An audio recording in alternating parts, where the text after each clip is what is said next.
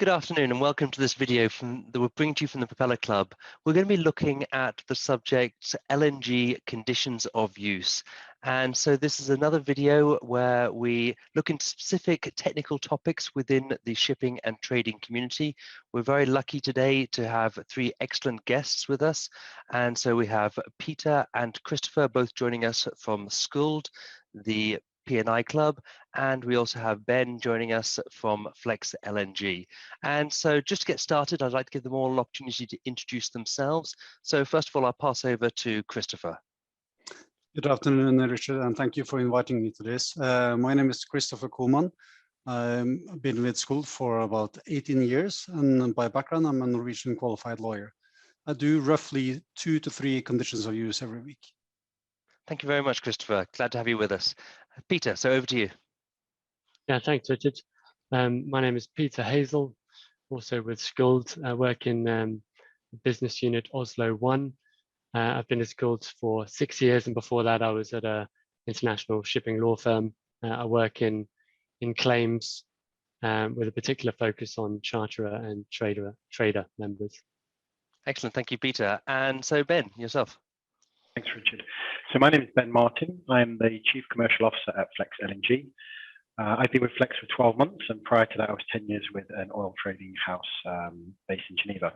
Flex is a publicly listed ship owner. We own and operate 13 brand new latest generation LNG carriers.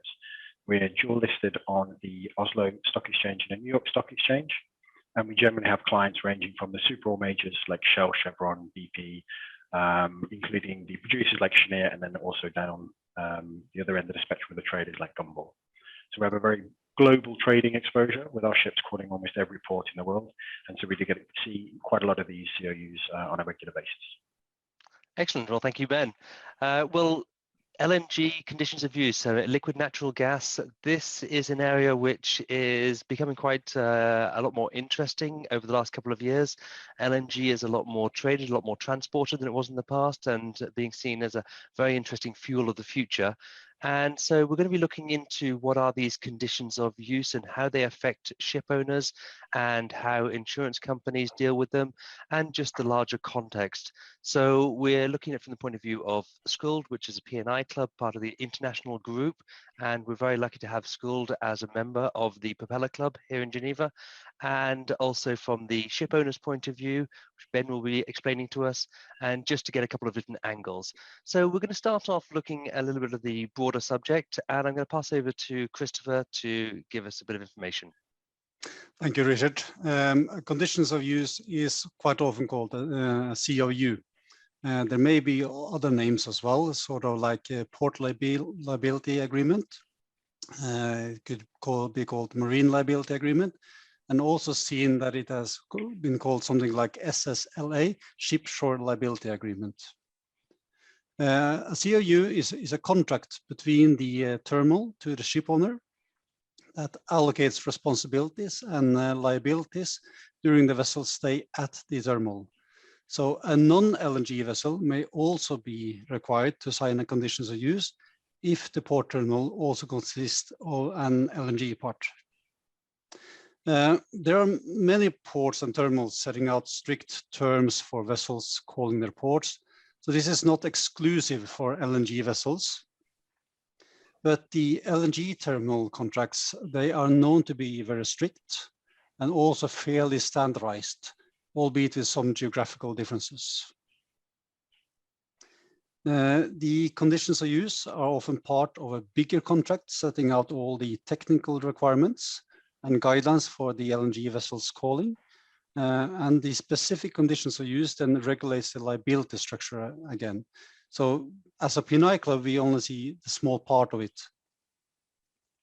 And one reason why these terminal agreements are generally stricter than other terminal agreements may be that the supply of LNG is often essential for a city's or even a country's infrastructure. So it's a quite sort of high risk for them if anything goes wrong. And that's why they want to regulate it as good as possible and also protect themselves financially. Excellent. Well, thank you very much, Christopher. A number of things I'd like to dig into in further detail in what you've just said, but before we do that, I'd like to move over to Peter and just have an understanding of the legal concept of what we're actually talking about. Sure, thanks, Richard.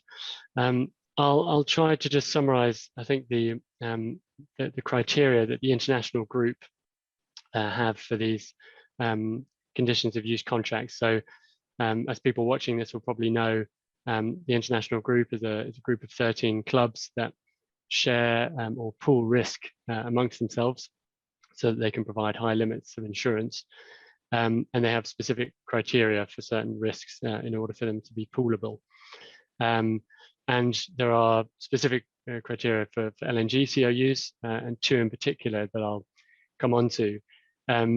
First of all, I should just say that these IG international group considerations are they're applicable to ship owners, because as Christopher said, it's the ship owner will sign the COU, and it's ship owners' risks that are poolable amongst the IG clubs. But they can also be relevant for these issues, can be relevant for charterers and traders as well. Firstly, because they may be the interface between the terminal and the ship owner.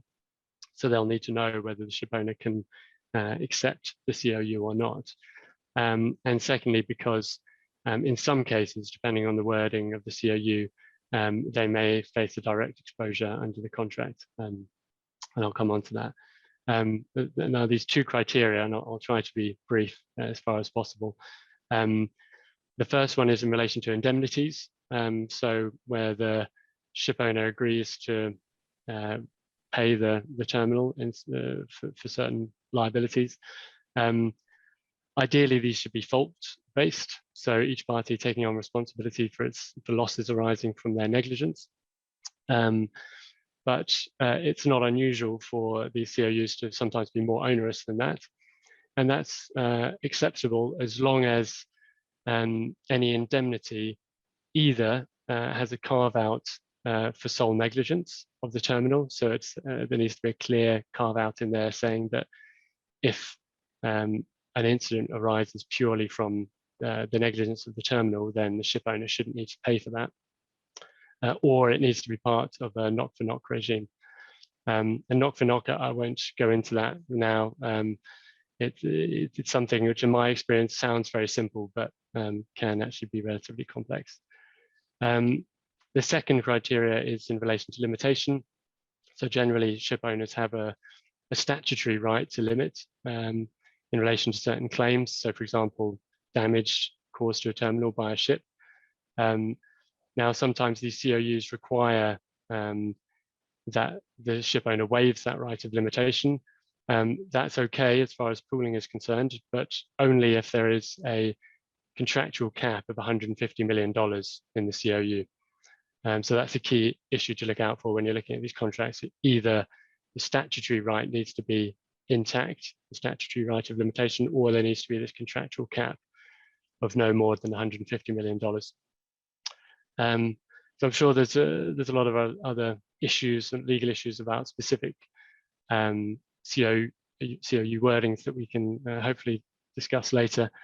One issue I'll just mention, which I alluded to earlier, is the fact that charterers and traders can, in principle, face an exposure themselves under these contracts.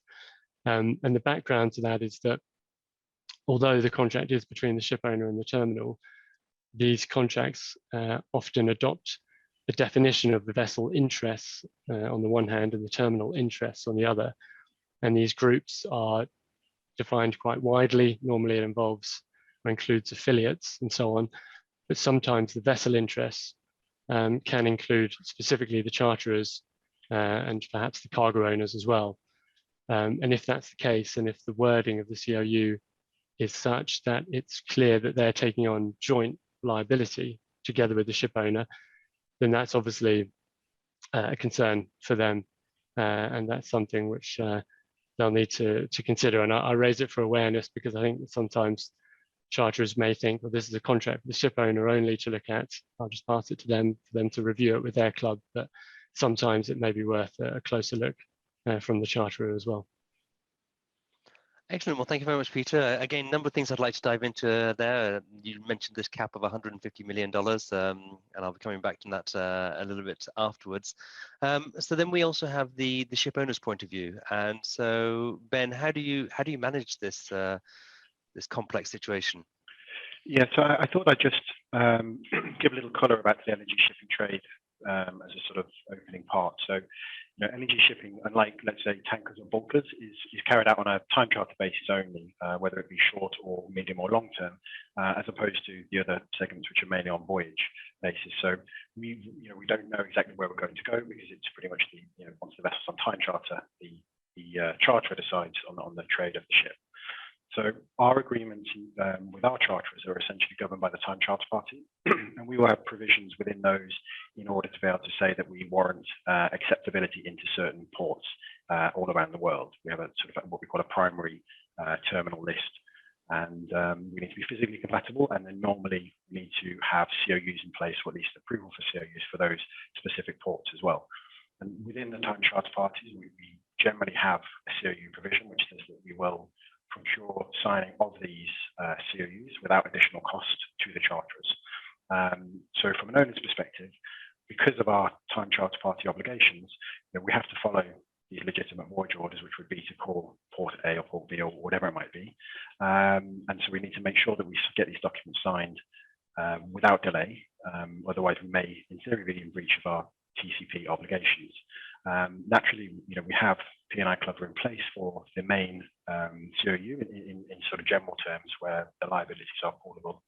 But where the cover required is, let's say, more extreme or broad ranging, we would then need to go and speak to our club about additional cover or acceptance, because as an owner, we're not in a position to be able to take on those liabilities.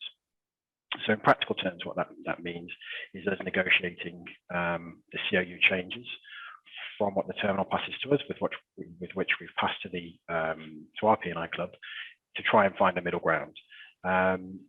Sometimes the terminal's not willing to negotiate, in which case we have to go back to our P&I clubs and explain we've done everything in our, let's say, used our best endeavours to achieve these changes, and if they're not acceptable, there's normally a premium that we would then need to pay in order to be able to get acceptance of that COU, and we would then pass that cost down the line to our charterers, because quite clearly without P&I club coverage and agreement, we were in a very precarious position. Either we have to sign a COU and then face huge potential liabilities, or we refuse to follow the legitimate voyage orders as governed under our TCP and be in breach of that. So we have to sort of balance, let's say, the contractual obligations of the TCP with the wider risks of these COUs, and this is really where the partnership between the P&I clubs and the owners, show their strength, I would say. Excellent. Well, thank you very much, Ben. I mean, a couple of things there. Just you were saying that it's mainly on time charter basis, which is quite interesting. Just out of curiosity, I mean, what kind of duration of time charter are we talking about? So we have anything from 10 days up to 10 years. It really depends on the trade. LNG has gone through a lot of change in the last, let's say, 10 years or so, where it used to be very much a industrial type shipping business where you would have producers and end users, and then basically ships which ran on milk runs, in between the two ports. So no real deviations, no optimizations. As the commodity has commoditized, and there's a lot more volumes around, there's a lot more ships, there's a lot more liquidity in the market. We see there is a lot more interest in people being able to trade the ships wherever, and so with that comes the flexibility of shorter TCs. And so I guess that would also mean that, I mean, with LNG being a lot more of a traded commodity than it ever used to be, you must have a much wider range of charterers as well. Yeah, definitely. I mean, I think the counterparties are growing year-on-year basis, and what once was energy majors in the Far East, in Japan, for example, and producers, the big super oil majors.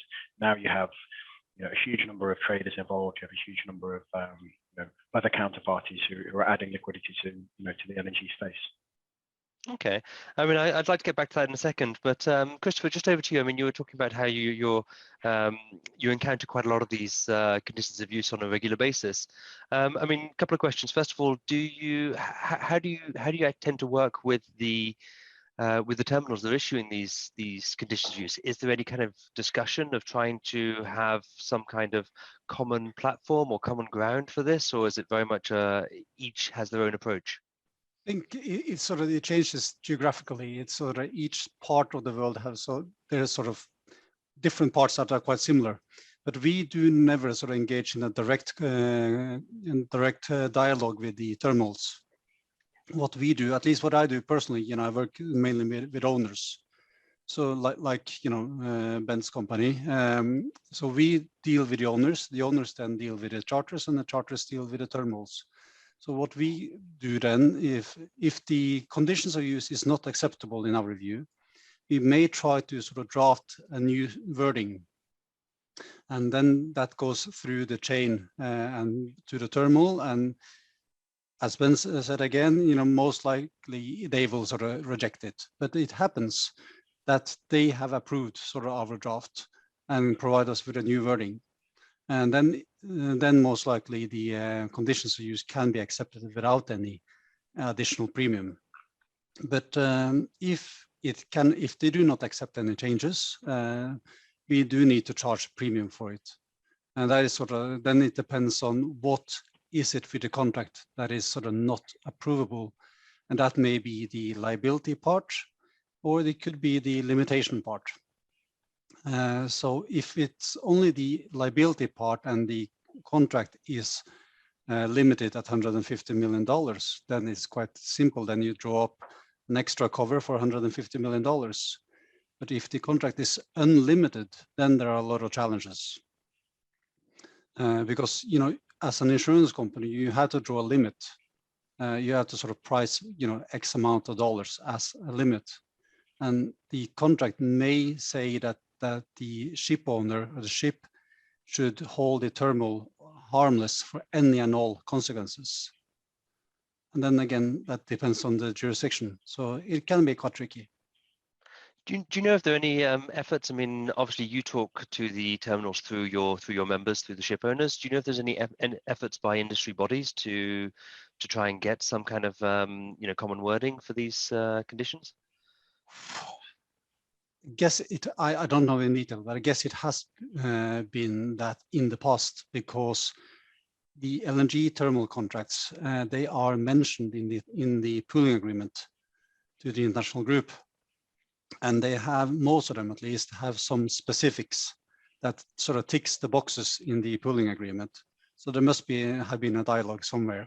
But right now, I don't think so, but it could be that the international group every now and then has some sort of discussion, but I do doubt it. Okay, I mean, it would be, I guess logically, it would be an organization such as Intertanko or BIMCO, which would be potentially involved in that. And so it'd be interesting to see what they're doing. I'll probably try and reach out to them as well. But Peter, moving on to you, I mean, talking about the more the legal side of things, you were talking about the various risks. Can you just give us a bit of a rundown? What actual risks are we talking about? What does that cover? Yeah, well, I mean, I think interestingly, LNG has a very good safety record. So although these contracts are very onerous, I'm not aware of any really significant incidents where they've need to be called upon, say, you know, a big, I think there have been groundings and so on, but you know, a huge total loss, let's say. But theoretically, you'd be talking about, I think from a P&I perspective, damage to the terminal. So you can imagine a sort of catastrophic event where there's an explosion, pollution, personnel claims. Those are the, I think those are the main categories which I would think of wreck removal. And so in terms of, I mean, the 150 million, I mean, by anyone's standards, it's a lot of money. But at the same time, when you're talking about an LNG terminal and the potential consequences, it's probably a sum that can be used up quite quickly. Do you know where this 150 million comes from? Does it have a basis? Well, I mean, that's the figure that's in, you know, which is approved by the international group.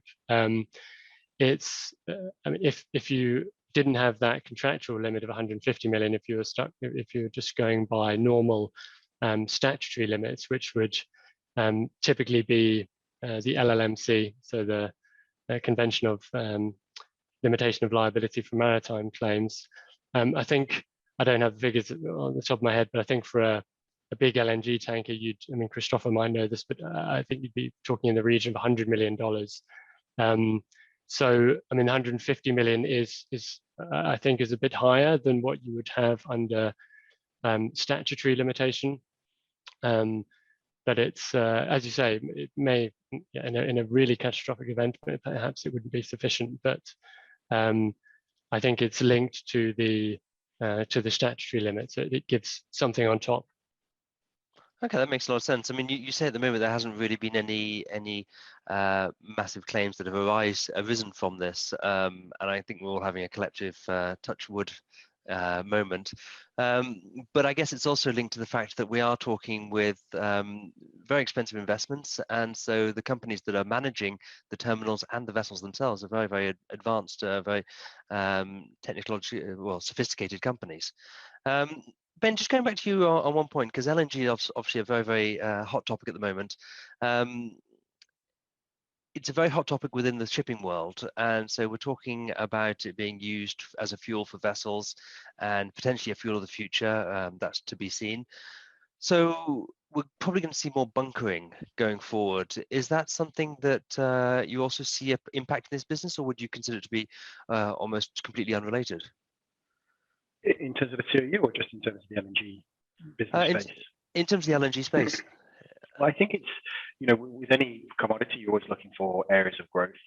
And I think bunkering, LNG bunkering is a potential area for growth for the LNG space. It obviously needs quite large infrastructure investments because the small ships which would do the bunkering operations, are quite costly. Somewhere in the region of $35 million ish for a 7,000 or 10,000 cubic vessel. So it's a very large investment for one asset. And then obviously everybody needs to, if you're going to burn LNG on any other tankers or dry cargo, you need to invest in new engines and new storage.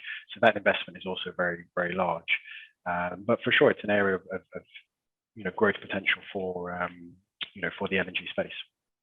And so I suppose as that growth increases, then we're going to have more shipments of LNG. And I mean, ports like Singapore, I saw Singapore is investing quite heavily in LNG bunkering at the moment. And so this is something that they must be looking very carefully at, these conditions, because obviously then you've got the supply inland, but you've also got the supply to other ships that come along. And so that would potentially increase the liabilities which are under these contracts. I mean, otherwise, just going back, a couple of the other points we were talking about, in terms of the contracts involved, there seem to be a number of different contracts which are involved. So obviously, Peter, this is probably for you. I mean, you have the time charter party contract, but you also have the contract with the terminal operator. Do you know how companies or owners actually manage to tie these in together and try to avoid holes?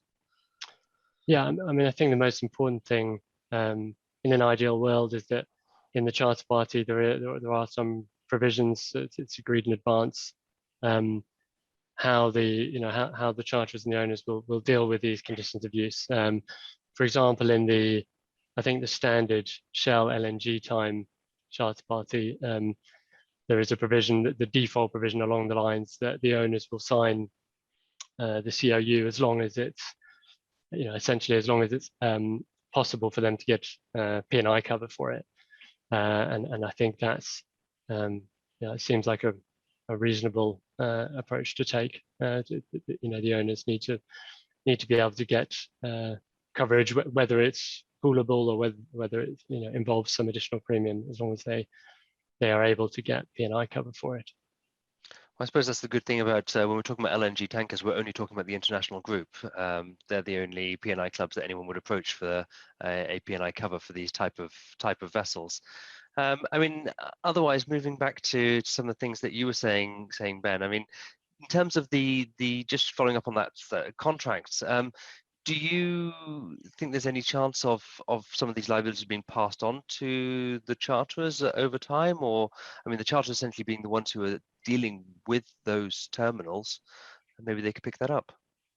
Well, it would be nice if they could, but I don't think that's probably going to happen. The terminals seem quite, let's say, sure and convinced that they want to have the direct link with the ultimate owner of the vessel, which is calling there, which, you know, in some ways I can understand, but in other ways it feels somewhat unfair that the owner is being burdened with all the, you know, all the risk and all and that sort of thing, especially for things which are perhaps outside of his control. So no, I don't imagine that it's going to change anytime soon. You know, these terminals are very, very powerful, all controlling, and if you want to come in, you have to, you know, you have to agree to their rules, and that's pretty much it. And I suppose while there is a provision to manage it through, you know, the P&I clubs, there's no real need for it to change from their perspective. And so in terms of your charter parties, I mean, do you tend to agree literally worldwide trading, or do you manage to agree to certain regions? I guess by the trade of LNG, it has to be worldwide. Yeah, it's worldwide trading, you know, normally within British warranty limits or that sort of thing. So that the usual sort of ports. We have, as we said in my sort of intro, what we call a primary terminals list. So there's a list of load ports and discharge ports where we know we are physically compatible, and we know, broadly speaking, there's no sort of, you know, notwithstanding a black swan event, there's nothing sort of unusual within that port. So as an owner, we're happy to give confirmation of being able to call those. But then the charter still has the sort of ongoing obligation to make sure that those ports are safe and sort of accessible.